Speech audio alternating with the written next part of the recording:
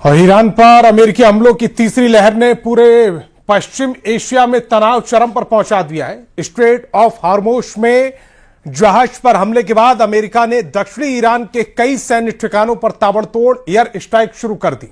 किन शहरों को बनाया गया निशाना, क्या हुई तबाही, आखिर क्यों भड़का यह नया संघर्ष और दुनिया पर इसका क्या असर होने वाला है, दिखाते हैं एक रिपोर्ट के जरिए।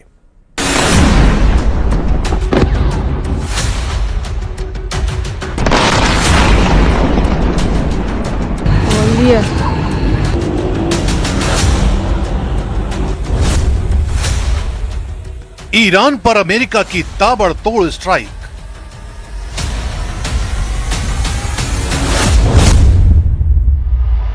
ईरान के अलग अलग शहरों पर विध्वंसक हमले।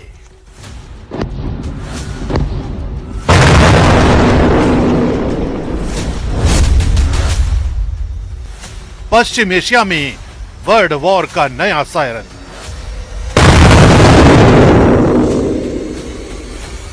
ईरान पर अमेरिकी हमलों की तीसरी लहर शुरू हो चुकी है।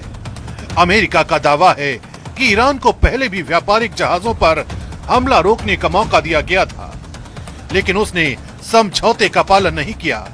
इसके बाद राष्ट्रपति डोनाल्ड ट्रंप के निर्देश पर अमेरिकी सेना ने दक्षिणी ईरान में कई सैन्य ठिकानों को निशाना बनाना शुरू कर दिया। अमेरिकी रक्षा मंत्री पीट हेग्सेथ के मुताबिक ईरान ने गलत फैसला लिया, अब उसे इसकी कीमत चुकानी होगी। इस तीसरे दौर के हमले ने पूरे खाड़ी क्षेत्र में युद्ध का खतरा और बढ़ा दिया है।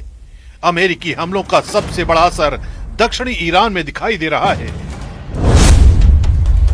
ईरानी मीडिया के मुताबिक वो शहर बंदर अब्बास, सिरिक, मिनाब, कोनारक, चाबहार और केश्म द्वीप के आसपास लगातार धमाकों की आवाजें सुनाई दी। बंदर अब्बास और सिरिक में बड़े धमाकों की आवाज सुनाई दी। चाबहार और केश्म द्वीप पर भी विस्फोटों की खबरें आईं। यही इलाके स्ट्रेट ऑफ हॉर्मुज के बेहद करीब हैं और ईरान की नौसैनिक मिसाइल गतिविधियों के अहम केंद्र माने जाते हैं। अमेरिकी सेना का फोकस इन्हीं सामरिक ठिकानों को कमजोर करने पर है, ताकि समुद्री रास्तों पर ईरान की सैन्य पकड़ कम की जा सके। अमेरिकी अधिकारियों के मुताबिक इस अभियान में ईरान के एयर सर्विलांस रडार, समुद्री निगरानी रडार, एयर डिफेंस सिस्टम, सतह से हवा में मार करने वाली मिसाइल लॉन्चर, मिसाइल और ड्रोन कारखानों को निशाना बनाया गया। कई सैन्य ठिकानों पर तेज धमाकों के बाद धुएं के बड़े गुबार उठते दिखाई दिए। बंदर अब्बास और आसपास के इलाकों में सैन्य गतिविधियां प्रभावित होने की खबर है। हालांकि नुकसान के पूरे आधिकारिक आंकड़े सामने नहीं आए हैं, लेकिन शुरुआती रिपोर्ट के मुताबिक कई रणनीतिक सैन्य ठिकानों को भारी नुकसान पहुंचने की खबर है। दूसरी ओर ईरानी अधिकारियों ने जवाबी कार्रवाई की चेतावनी को भी दोहराया है। IRGC commander in chief brigadier general Ahmad Vahidi ने वार्निंग देते हुए कहा है, अमेरिका इजराइल की आक्रामकता का बदला लेना ईरान की प्राथमिकता रहेगी। जिन्होंने ये कार्रवाई की, जिन्होंने इसका आदेश दिया और जिन्होंने इसका समर्थन किया, सबको जवाबदेह ठहराया जाएगा।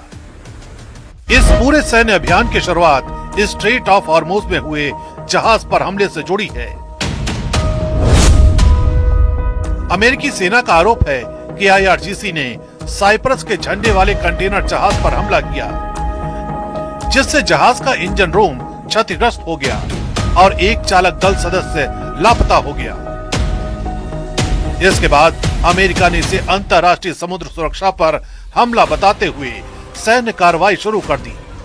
वहीं IRGC का कहना है कि कुछ विदेशी जहाजों ने चेतावनियों की अनदेखी कर अवैध रास्ते से गुजरने की कोशिश की।